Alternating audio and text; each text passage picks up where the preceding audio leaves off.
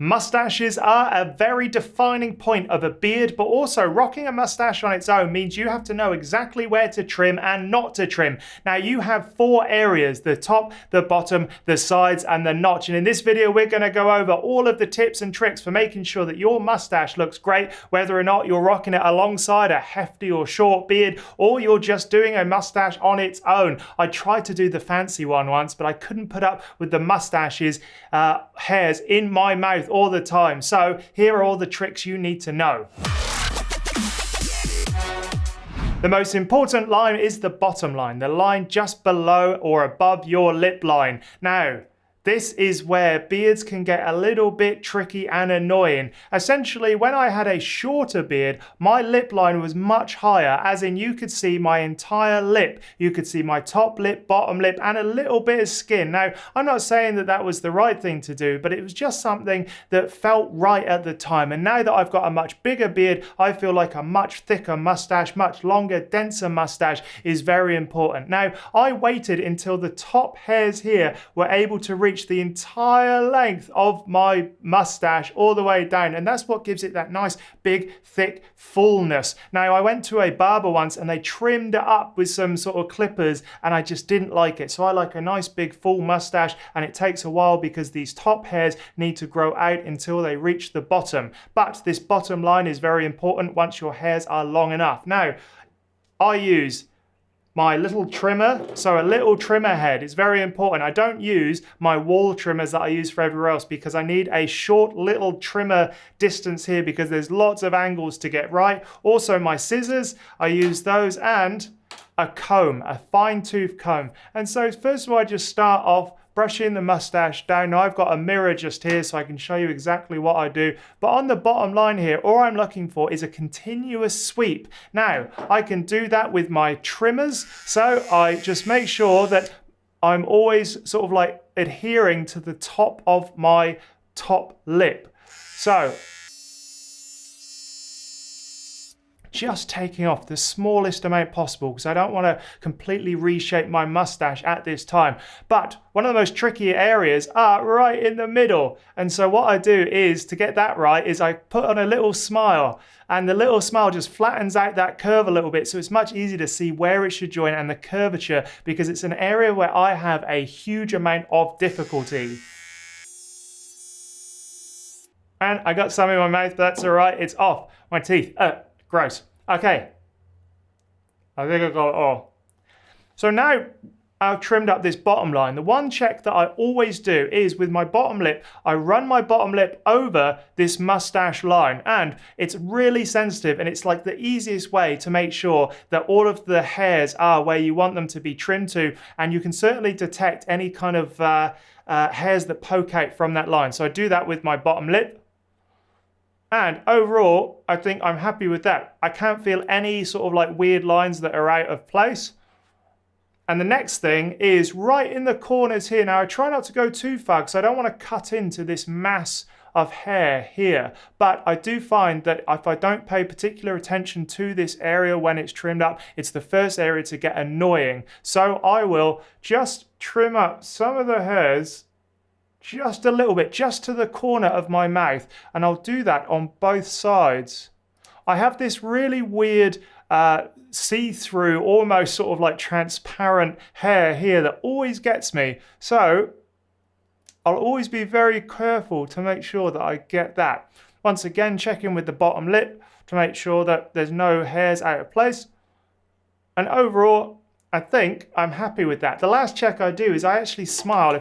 Because I don't want a super long mustache and I want it to stay out of my mouth, I smile. And I can see that there are no I use the contrast between my teeth and my hair, and I can see that there's no hairs that are like obviously longer than the rest. And there we have it. So with just a small narrow-headed trimmer and some scissors, we've just tidied up the bottom line, and it already feels much better. If this video is useful to you, please remember to give it a thumbs up, and also go check out beardgrowingpro.com. That's my project where I am on a mission to answer every single beard question you have, and it's turned into a monster of a site. So go check it out because I am certain it will be beneficial for you. Go check it out, beardgrowingpro.com. Okay, the sides of the mustache, this bit here. Now, I once wanted a nice big fancy mustache, and one thing I found is that I didn't have the patience to push through it growing into my mouth before I could wax it to the side. So I've kept it nice and short. Now that's not to say I can't grow the sides here. So you can see that this is relatively long, but one thing I want it to do is I want it to sort of flow nicely into my beard. Now this is one area where I easily forget to trim, and then what happens is it gets like bulky on the sides, and you can see it a little bit there when it's just sort of like poking out. It's not part of the beard. And so one thing I like to do is just sort of like splay it out with a little bit of the beard underneath, and then I just get the scissors and I just sort of like take off some of those longer bits, and I do that on both sides. And I don't go too crazy, but you can see already that it just flows nicely into the line of the beard without it being sort of like bulky here, because here you have a lot of competing areas of growth. Mustache, the cheeks, and the bit under the jaw here where it's just starting to grow, it can really get bulky, and I want mine to flow nicely. Now, if you're going for a nice fancy mustache, you need to put up with that being a bit bulky, and then you sort of like can curl it up to the sides. I've got a little bit of a long hair here, so I'm just going to trim it off to make sure that I don't have any sort of like weird long hairs. And always looking for symmetry, so always checking both sides at the same time. Overall, I don't do too much to the sides, but there we are. It's flowing nicely into my beard. And if you have a shorter beard, actually having a longer hair here looks really kind of cool, I think. You end up with this kind of like bulky mustache that goes into stubble, and I think that fade does look kind of cool. You know, growing a beard stash, I think it's called. But yes, having a nice big bulky mustache, if you don't want the bulk here, you can still have a nice big beefy mustache, and the way that flows into your stubble or your beard underneath is completely up to you, but make sure that you do get rid of that bulk so it flows nicely. All right, the top line of the mustache. This is a place where a lot of people just ignore, and unfortunately it is one of the most defining points of a mustache. Now, some people like to trim it relatively low, and I'm not to say that that's good, bad, it's just not my style. So I like a nice full mustache, but I still have some issues because I have hairs that kind of like escape the top line, and you can see maybe up here that there's a little bit of like asymmetry going on because I've got hairs that stick up here. Once again, very simple. I just use my scissors. So first of all, I want to make sure that where my hair's growing, it's growing symmetrically. So I've got some hairs up here, always checking. Okay, we've just got rid of those, and I think that's much better. So now I got rid of this kind of bulk that was up here. Looking at my nose hairs, now my nose hairs, as I'm getting older, they are getting longer, they are getting wiry, they are getting crazy. But luckily today there's none sticking out. And I do like to have a definite distinction between my nose and my mustache, because, you know, I've seen those mustaches where the nose hairs kind of like flow into the mustache, and I'm not a huge fan of that. So I usually like to see a nice little bit of skin, even a small slither between my nose and my mustache, and it's there, no issues. If I see any nose hairs throughout the week, boom, they're instantly gone, trimmed off, done. The last little thing I do is with my single blade safety razor is I do just make sure that there's no stray hairs.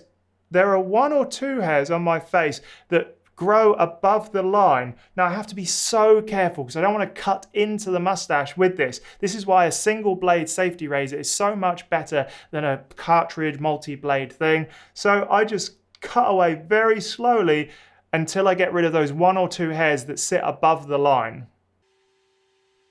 And that's it, I got it. Now, the thing is about these single blade safety razors is that because they're a single blade, I can actually feel them cut. They have like a little bit of resistance. And as long as I feel like those little nicks, I'm all good to go. And on this side, I don't have too many other than one that's quite high up. And then just 1 or 2 that sit a little bit above that line. But overall, this is my problem side with the bulkiness up here and the little bit of 1 or 2 hairs that escape the top line. But overall, looking at symmetry, happy with that. And no nose hairs in mustache. All right, we're ready to go. The last little place is the mustache notch. Now, I have full growth in the middle here, so I leave it alone. But there are some people that like to cut a little notch into their mustache. Now, I'm not to say that's good, bad, or anything other than what it is, which is a mustache notch. Now, if you don't have much growth here, feel free to kind of thin it out with some scissors just to make sure that you have kind of a defined start to your beard. For me, this is nice and full in the middle. I leave it well alone. Sometimes I will, because you've got that kind of cleft in the middle, I will put 2 little notches either side just to follow that top lip line. Tiny, tiny, tiny amounts, not much. And then in the middle, I like to get rid of that bulk a little bit because that cleft kind of brings hairs together, and so it can get a little bit bulkier than the rest. But overall, I leave it well alone, get rid of some of the bulk, maybe follow the 2 little notches, but try not to overdo it. I've overdone it in the past and it just looks a little bit awkward. But overall, final checks of the mustache after doing everything is that it's nice and symmetrical, looking in the mirror, nice, nice, nice. Bottom line is good. It's not tickling my bottom lip, and the lip tells me that it's even. There's no weird bits sticking out. Teeth check. Oh, what's that? I got something in my teeth. You didn't tell me. All right, we're all good. So there's no hairs sticking out that I can see, which means that when I smile for photos, there isn't that kind of fuzziness over my teeth. And sides, nice and flush with the beard. Bit of wax wouldn't go amiss at this point, but overall symmetry is good. Lines are nice and tidy. Haven't got any weird sort of like hairs that are escaping. Maybe I could take off this little bit, but I've decided to leave that just a little bit. Well, yeah, because I risk cutting into my mustache this side a little bit more. Overall, there is what I do every fortnight. I hope it's helped. All right, let me know in the comments what you would add to that, and if you've got any special tricks for trimming up your mustache. Now, head over to beardgrowingpro.com, where I promise you there will be value for your beard in ways you never even expected. I am a scientist, and I like to make sure that all of my recommendations are backed up by science. I link to all of the scientific data and studies that help you grow a beard, and I'll see you in the next video.